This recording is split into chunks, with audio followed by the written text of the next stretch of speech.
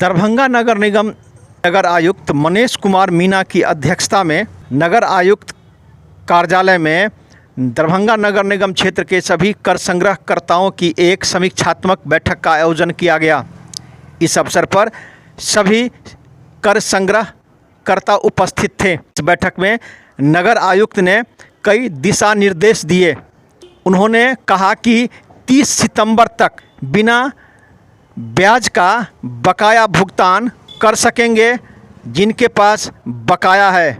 वहीं इन्होंने स्पष्ट कहा कि बड़े बकायादारों को पहले नोटिस दिया जाएगा, उसके बाद भी नोटिस के बाद अगर वो बकाये की भुगतान नहीं करते हैं तो कानूनी कार्रवाई के साथ दंड भी लिया जाएगा। वहीं इन्होंने कहा कि अधिक से अधिक बकाये की वसूली कर संग्रहकर्ता करें। इस अवसर पर इन्होंने कहा कि धावा दल का भी गठन किया गया है।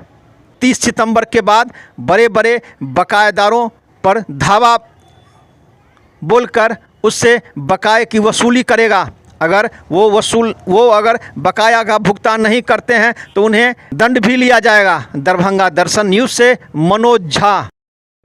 ठीक है, सभी के लिए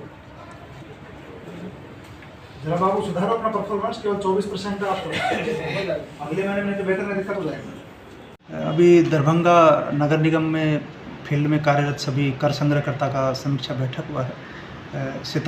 30 सितंबर तक दरभंगा नगर निगम क्षेत्र में जो भी होल्डिंग टैक्स होता है उसमें बिना ब्याज के वर्तमान वर्ष का कर का भुगतान करने का प्रावधान है। उसी के आलोक में आज समीक्षा बैठक हुई और सभी को निर्देश दिया गया है कि इस महीने में सभी नागरिकों को इस प्रावधान के आलोक में सभी लोग जागरूक करेंगे और कोशिश करेंगे कि इस महीने में अधिक से अधिक राजस्व का वसूली हो। जागरूकता में क्या क्या करेंगे?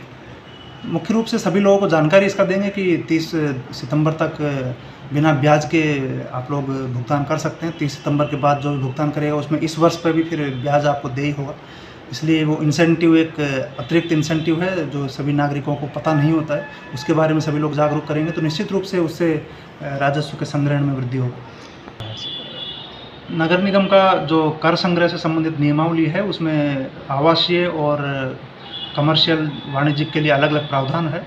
उसके लिए भी सभी को निर्देश दिया गया है कि जहाँ पर वाणिज्यिक होल्डिंग्स है उनके लिए विशेष अभियान चलाना है। और क्योंकि वाणिज्यिक कर संग्रह से सिग्निफिकेंट पोर्शन हम लोगों का आता है टैक्स का, उन पर चिन्हित करके विशेष अभियान चलाने का निर्देश दिया है। साथ ही सभी वाणिज्यिक होल्डिंग से ट्रेड लाइसेंस का प्रावधान है, उसके लिए भी सभी जितने भी दुकानदार हैं उनको मोटिवेट करने का निर्देश दिया गया। और उसके लिए निगम स्तर पर पूर्व में भी हम लोगों ने कैंप लगाया था, आगे पुनः हम लोगों को सभी नागरिकों को मोटिवेट करके यहाँ पर कैंप लगाने का निर्देश दिया है ताकि होल्डिंग टैक्स के साथ साथ ट्रेड लाइसेंस का भी वसूली हो सके। बड़े बकायेदारों के लिए क्या करेगी नगर निगम?